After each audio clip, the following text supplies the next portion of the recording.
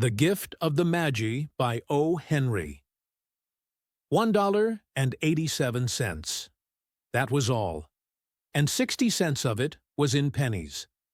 Pennies saved 1 and 2 at a time by bulldozing the grocer and the vegetable man and the butcher until one's cheeks burned with the silent imputation of parsimony that such close dealing implied.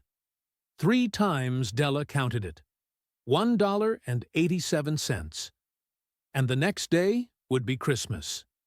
There was clearly nothing to do but flop down on the shabby little couch and howl.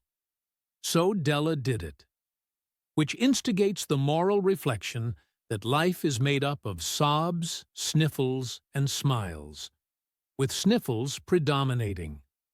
While the mistress of the home is gradually subsiding from the first stage to the second, take a look at the home. A furnished flat at $8 per week. It did not exactly beggar description, but it certainly had that word on the lookout for the mendicancy squad. In the vestibule below was a letter box into which no letter would go, and an electric button from which no mortal finger could coax a ring. Also, appertaining thereunto, was a card bearing the name Mr. James Dillingham Young. The Dillingham had been flung to the breeze during a former period of prosperity when its possessor was being paid $30 per week. Now, when the income was shrunk to $20, though, they were thinking seriously of contracting to a modest and unassuming D. But whenever Mr. James Dillingham Young came home and reached his flat above, he was called Jim, and greatly hugged by Mrs. James Dillingham Young, already introduced to you as Della, which is all very good. Della finished her cry and attended to her cheeks with the powder rag. She stood by the window and looked out dully at a gray cat walking a gray fence in a gray backyard.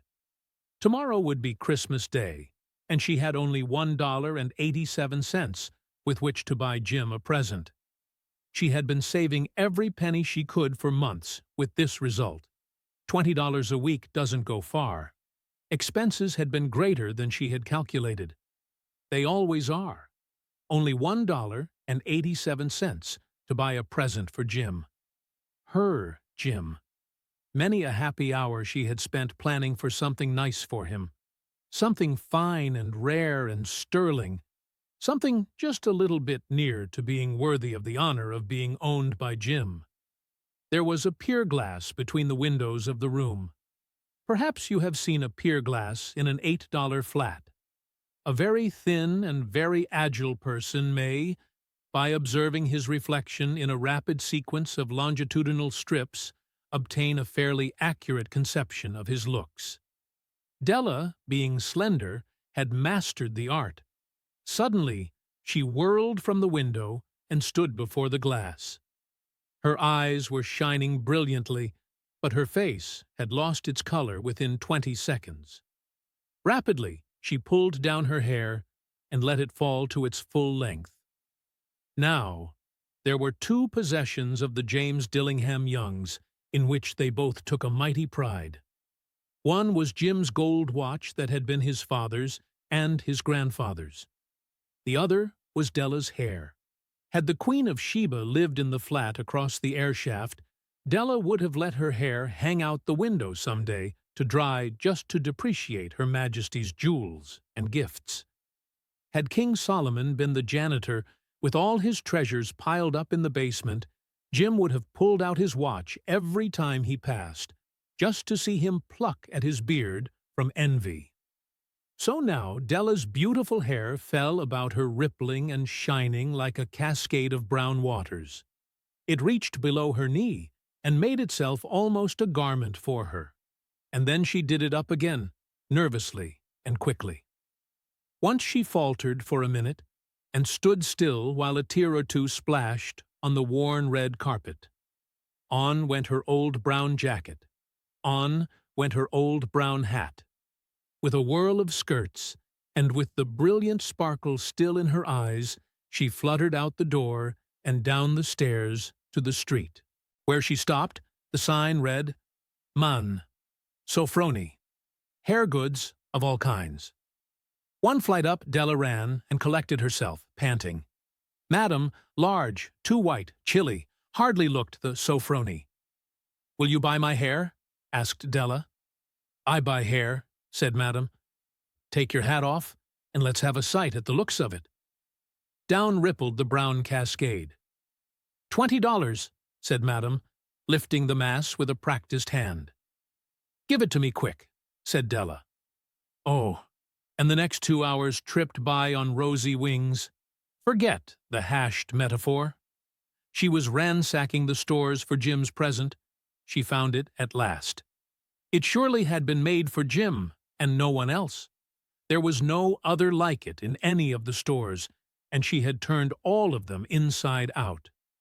It was a platinum fob chain, simple and chaste in design, properly proclaiming its value by substance alone and not by meretricious ornamentation, as all good things should do. It was even worthy of the watch. As soon as she saw it, she knew that it must be Jim's. It was like him. Quietness and value, the description applied to both. $21 they took from her for it, and she hurried home with the 87 cents. With that chain on his watch, Jim might be properly anxious about the time in any company. Grand as the watch was, he sometimes looked at it on the sly on account of the old leather strap that he used in place of a chain. When Della reached home, her intoxication gave way a little to prudence and reason. She got out her curling irons and lighted the gas, and went to work repairing the ravages made by generosity added to love. Which is always a tremendous task, dear friends, a mammoth task. Within 40 minutes her head was covered with tiny, close-lying curls that made her look wonderfully like a truant schoolboy. She looked at her reflection in the mirror long, carefully, and critically. "If Jim doesn't kill me," she said to herself, "before he takes a second look at me, he'll say I look like a Coney Island chorus girl. But what could I do? Oh, what could I do with $1.87? At 7 o'clock the coffee was made, and the frying pan was on the back of the stove, hot and ready to cook the chops. Jim was never late. Della doubled the fob chain in her hand and sat on the corner of the table near the door that he always entered. Then she heard his step on the stair, away down on the first flight, and she turned white for just a moment. She had a habit of saying a little silent prayer about the simplest everyday things, and now she whispered, "Please, God, make him think I am still pretty." The door opened, and Jim stepped in and closed it. He looked thin and very serious. Poor fellow, he was only 22, and to be burdened with a family. He needed a new overcoat, and he was without gloves. Jim stopped inside the door, as immovable as a setter at the scent of quail. His eyes were fixed upon Della, and there was an expression in them that she could not read, and it terrified her. It was not anger, nor surprise, nor disapproval, nor horror, nor any of the sentiments that she had been prepared for. He simply stared at her fixedly, with that peculiar expression on his face. Della wriggled off the table and went for him. "Jim, darling," she cried, "don't look at me that way. I had my hair cut off and sold because I couldn't have lived through Christmas without giving you a present. It'll grow out again. You won't mind, will you? I just had to do it. My hair grows awfully fast. Say, Merry Christmas, Jim, and let's be happy. You don't know what a beautiful, nice gift I've got for you." "You've cut off your hair?" asked Jim, laboriously, as if he had not arrived at that patent fact yet, even after the hardest mental labor. "Cut it off and sold it," said Della. "Don't you like me just as well, anyhow? I'm me without my hair, ain't I?" Jim looked about the room curiously. "You say your hair is gone?" he said, with an air almost of idiocy. "You needn't look for it," said Della. It's sold, I tell you. Sold and gone, too. It's Christmas Eve, boy.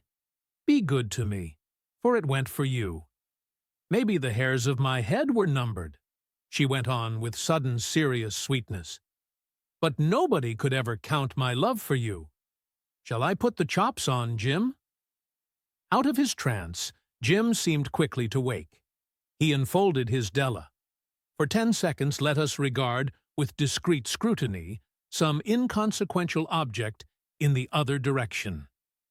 $8 a week, or $1 million a year. What is the difference? A mathematician or a wit would give you the wrong answer.